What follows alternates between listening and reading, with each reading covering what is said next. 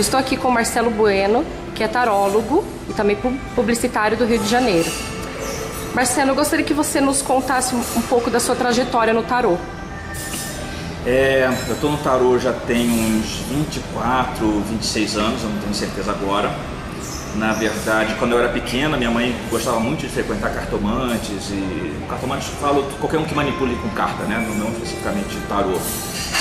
E em algum momento eu fui numa consulta com ela, não foi a primeira vez que eu tinha ido numa consulta, e essa consulta de tarô em especial eu fiquei completamente fascinado pela maneira como a pessoa conduzia a interpretação das cartas. E aí quando eu saí daquele atendimento eu falei assim, eu quero aprender esse negócio aí também, quero saber como é que é isso, como é que funciona, o que eu posso, como que se aprende, né? Aí naquela época eu procurei no Rio de Janeiro, tive o Henrique Matoso como meu primeiro professor de tarô, fiquei muitos anos com ele, depois com a Vera Martins, que é uma pessoa super forte no tarô do Rio de Janeiro também, hoje já uma senhora na minha época, hoje então já está com uns 90 e poucos anos, acho que ela não dá mais aula, mas ela ainda dá consulta.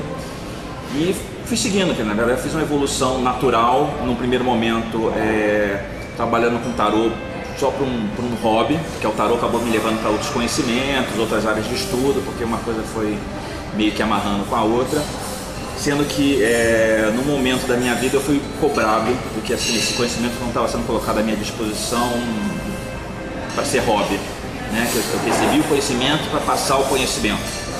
Aí isso foi em 2007, e aí efetivamente depois de 2007 eu realmente comecei a colocar anúncio, caso aparecessem clientes eu estaria disposto a atender, e comecei a fazer turma. Então comecei a dar curso de tarô no Rio de Janeiro, fui chamado para fazer workshop aqui em São Paulo, e aí desde então eu tenho feito isso, né? Sendo que desde os primórdios da internet aqui no Brasil já existia no Yahoo, não existia Facebook naquela época, não tinha Orkut nem nada, né? O grande encontro dos conhecedores era exatamente os grupos do Yahoo. E o Yahoo tinha um grupo chamado Soul Chicks, onde você tinha uma gama enorme de estudiosos de tarô, cabala, hermetismo de modo geral. Era um fórum onde as pessoas simplesmente mandavam todo tipo de conhecimento. Então, desde aquela época eu assinava como Uder Pendragon, então eu comecei a ter blogs, então eu escrevia sobre tarô, escrevia sobre coisas associadas a terapias energéticas, né? Então cura prânica, reiki, aromaterapia. Então sim, de tempos em tempos eu criei blogs, já desde 2007 efetivamente eu criei o zéfiros.blog.br, onde tem lá meu material de tarô. Tinha muito mais, mas o site foi hackeado, eu consegui refazer o site com o que eu tinha de backup, né? Então muita coisa se perdeu. Mas assim, o meu compromisso sempre foi, primeiro, ajudar quem pode, né? No sentido, eu sempre digo que o tarô é a cura pela palavra. Então o meu trabalho através da interpretação das cartas, fazer com que as pessoas entendam melhor o seu momento e a partir desse entendimento que elas possam tomar caminhos que levem àquilo que elas procuram. Muito mais do que fazer futurologia, né? De dizer assim, vai acontecer, não vai acontecer, tá me traindo, não tá, essas coisas, mas o que eu estou fazendo com a minha vida para estar junto com uma pessoa que me trai? O que eu estou fazendo na minha vida para que eu não tenha prosperidade material, né? Que eu seja desempregado. Então, entendendo esses mecanismos, as pessoas conseguem de alguma forma alcançar realmente a felicidade, a harmonia, o equilíbrio, a paz e por aí vai. Então tem esse lado de atendimento que eu acho importante. E a outra coisa que para mim é sempre uma cachaça é a questão do compartilhar. Então eu não seguro o conhecimento, então tudo aquilo que eu aprendo de alguma forma eu passo adiante. E eu sempre tive uma forma meio esculachada de fazer as coisas, né? Então assim, eu não fico muito ligado aos nomes ou aquelas notas de rodapés com 1000 bibliografias. Então eu pego um conhecimento que é denso, às vezes meio complicado, e eu tento traduzir da melhor forma possível, né? Então sempre eu faço associações, por causa dos vários conhecimentos que eu acumulei ao longo desse tempo, eu acabo fazendo ponte entre essas informações. Então eu vejo quais são os pontos de contato entre essas várias coisas e de alguma forma eu trago isso para o tarô, né? Então cada carta fala de uma infinidade de coisas que podem ser aplicadas de acordo com a consulta, conforme o contexto, de acordo com o momento, que é muito especial sempre, né? O momento do atendimento é sempre um momento único, eu sempre digo que é um momento mágico, né? Aquele encontro ali do consultor, do consulente, do oráculo, né? Onde tudo acontece. Então é um momento próprio. Ainda bem que tem internet, né? Porque hoje a internet, eu acho que o grande desenvolvimento do oráculo hoje, e qualquer tipo de oráculo, efetivamente é a internet. Eu lembro quando eu comecei, o tarô me fez ter muito interesse por tradições judaicas, né? Sempre tem uma linha do tarô que sempre faz associação de tarô com a árvore da vida, com Kabbalah, aquela coisa toda. E o material que eu conseguia de livro era um material muito fraco, né? Ou que não fazia o menor sentido. Depois que teve internet, cartão internacional, né? Você pode entrar na Amazon, você pode... Então você tem uma infinidade, você tem uma porta aberta, né? E não só o que é pago, como também esses fóruns que são gratuitos, né? Onde as pessoas trocam informação. Obviamente você tem que ter um filtro, né? Para saber a informação que é relevante, o que é viagem de alguém. Mas hoje não existe muita desculpa para a pessoa dizer que assim, eu não tenho como me desenvolver em determinado oráculo, porque a informação vai estar em algum canto da grande rede, entendeu? Então, seja na língua que for, né? Na língua que for, aí você, mas eu não falo italiano, mas pô, pega o texto, joga no Google Translator, que vai sair uma coisa meio torta, mas você já consegue ter uma noção, vai refinando. Então, eu no blog, meu texto principal é um texto de tarô. Eu fui o primeiro texto sobre runas em língua portuguesa é meu. Eu tinha um site chamado Runas de Odin. Esse conteúdo até existe hoje como Runas de Odin, mas eu também botei dentro do blog. Então, dentro da parte de fora o tarô, que é a principal, tem lá um link de outros oráculos, onde eu falo de runas, que foi o primeiro e esse site de runas foi copiado por várias outras pessoas que assinavam como se fossem delas. O Ogan, que é um oráculo celta também baseado nas árvores, e é fantástico. A Sibila italiana, o Kipper, que é um oráculo alemão. E esses basicamente, durante muito tempo eu joguei runas, mas assim, agora mais tarô mesmo. E o Kipper e a Sibila são oráculos que assim, eu consegui uma informação, tive primeiro contato com eles, soube que existia e fui correr atrás assim, cara, o que tem de material disponível, né? E aí você de repente acha um site alemão, eu não tenho a menor ideia de como é que se fala qualquer coisa em alemão, a não ser comida, entendeu? Então você vai lá, baixa, começa a ver, você começa a cruzar informação, você vê que as sibilas, de modo geral, as referências das sibilas é uma coisa que é muito comum na Europa. Então assim, embora o oráculo seja alemão, mas ele tem a carta da carta, né, que é de mensagem, que você tem no Lenormand, que você tem na Sibila italiana, que você tem em outros oráculos, você tem a carta da casa, que também então assim, mesmo quando não é a fonte original, mas você sabe que aquilo ali tem uma trama, que é uma coisa que permeia a cultura de diversas tradições. Então você vai montando, né? Não dá. O grande problema de hoje é que as pessoas querem tudo miojo, né? Então eu quero aprender tarô em 5 minutos. Ninguém aprende tarô em 5 minutos, ninguém sai formado em tarô fazendo curso de final de semana, né? Eu faço workshops de sábado, mas assim, para dar pinceladas em alguns assuntos, ou pegando o tarô associado a um tema específico. E é sempre uma introdução, porque quer aprender tarô, vai ler muito livro, vai ler vários autores, vai fazer curso com várias pessoas, entendeu? Tem muito tarólogo hoje que são tarólogos formados pelo tarô mitológico, quer dizer, assim, um único oráculo, um único livro, funciona, mas quer de verdade aprender tarô, vai ler outras coisas, ver o que faz sentido, o que não faz, né? E às vezes faz sentido para uma pessoa e não faz para você, né? E aí vem também a tua experiência pessoal nesse processo todo, né? Então, suas crenças, né? Então, eu acabo falando muito no meu discurso, tanto em curso quanto no atendimento. Eu acabo colocando muito conceitos budistas, porque a tradição budista faz parte do meu enredo. Falo muito de tradição judaica, porque eu já estudei muita coisa a respeito de judaísmo e várias outras experiências de vida. Então, tudo vai agregando, né? O tarô, na verdade, ele é só um fio condutor que me permite fazer o trabalho que é necessário. Marcelo, você faz parte da organização do evento. Eu gostaria de saber o que você acha do Tarolog. Eu acho que o Tarolog ele cumpre um papel social que é extremamente importante, né? Eu sempre falo que existem 3 coisas, né? Uma é você aprender a linguagem do oráculo.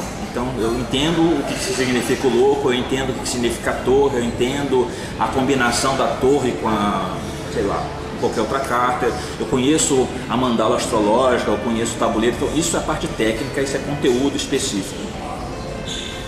Nem todo mundo que conhece a técnica está pronto para atender, Porque você ter uma outra pessoa na sua frente, uma pessoa que chega a você sempre porque ela tem um problema, e nem sempre as pessoas são fáceis, e às vezes elas estão num momento muito frágil da vida delas e tudo mais. Então assim, essa coisa do acolhimento, de como é que você recebe uma pessoa, dá a orientação que ela necessita e faz com que ela saia da sua mesa melhor, isso assim é tipo um nível 3.0 do seu processo de evolução dentro do Oráculo.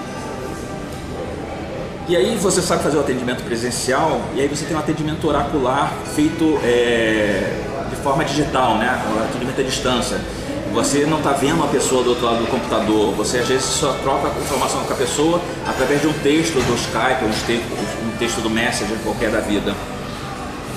Você não sabe o que está acontecendo do outro lado, você não sabe se a pessoa está mentindo, você não sabe se a pessoa está emocionada com o que você está falando. E assim, e o próprio cliente do atendimento online é um cliente muito particular, porque ele também se protege pelo fato de estar anônimo, né? Que são pessoas que falam... uma pessoa que vem na minha frente às vezes pode ficar meio constrangida de fazer uma pergunta que ela acha que seja muito estúpida ou que seja uma pergunta muito íntima. Ela está do computador, ela vai lá qualquer coisa, e você tem que estar preparado para atender essas pessoas. Então assim, eu considero o atendimento online uma evolução do atendimento presencial. E muita gente que hoje, é tendência, né? Então hoje tem dificuldade de você alugar lugares para dar atendimento, as cidades com trânsito maluco, então assim, as pessoas já não querem se deslocar de um bairro para o outro para procurar alguém que... Então assim, fora o atendimento nos grandes portais como o Fadas do Bem, tem muita gente que está atendendo hoje por Skype. Então assim, como lidar com essa pessoa que está do outro lado do monitor, né? Como você conduz uma consulta de 1 hora, que geralmente é o que eu acabo fazendo, ou como acontece nesses portais, que a pessoa só tem 10 minutos e quer saber uma infinidade de coisas. Que tipo de método, qual tipo de abordagem que você faz, não só para atender a pessoa naquele momento, mas assim, perceber o que vai além da pergunta que ela está fazendo, né? Pra, assim, uma coisa é você tá com dor de cabeça e você tomar lá uma Novalgina para passar dor. A outra é você descobrir que você está com dor de cabeça porque seu fígado está bombardeado, logo está causando. Então assim, a coisa de descobrir a raiz do problema é algo para ser trabalhado, e na dinâmica do online você tem que ser muito mais ágil, tem que ter muito mais jogo de cintura, você tem que perceber o que ela não está falando, né? E isso de uma maneira muito distante, né? Porque é o que eu sempre falo, né? Às vezes quando eu estou jogando com a pessoa na minha frente, eu posso falar alguma coisa que para mim poderia ser banal, aí você olha no olho da pessoa e você vê que ele está marejando, né? Então você sabe que tocou num ponto que é sensível, né? Que tocou uma emoção ali, que ou é uma alegria, ou é uma tristeza, ou é uma mágoa, né? Uma coisa que machuca. Então você tem que saber dosar, né? Assim, eu aperto mais um pouco para tirar alguma coisa dali e de repente ajudar, ou eu seguro porque assim, essa aqui é uma área delicada. Quando você está fazendo isso só com um texto, você não tem ideia de quem está do outro lado, né? Então assim, que tipo de reação você está provocando? Às vezes você digita infinidade de coisas lá para a pessoa e ela só te responde ok. E esse ok é exatamente o que? Ela está tipo, não vou nem discutir o assunto, ou ela está achando que é incrível, que você está acertando as coisas, né? Então, essa dinâmica é diferente. E o Tarolog ele vem exatamente para auxiliar as pessoas numa qualificação do mercado, né? Então, eu tenho muito aluno hoje que simplesmente está deixando de ser advogado, está deixando de ser terapeuta corporal, está deixando de ser profissional de marketing, para de repente se dedicar a um atendimento holístico, né? E sabendo que o atendimento online é uma tendência, assim, será que essas pessoas estão preparadas para fazer isso com qualidade? Porque o grande problema é que um profissional ruim, ele acaba manchando o mercado inteiro, porque as pessoas vão dizer assim, esse pessoal que joga por telefone é tudo picareta, esse pessoal que joga pelo telefone fica tentando criar dependência. Então assim, existem vários mitos no mercado que eles já existem, já são extremamente prejudiciais, e a importância do Tarolog é fazer não só que esses mitos caiam por terra, como preparar as pessoas com um certo padrão de qualidade.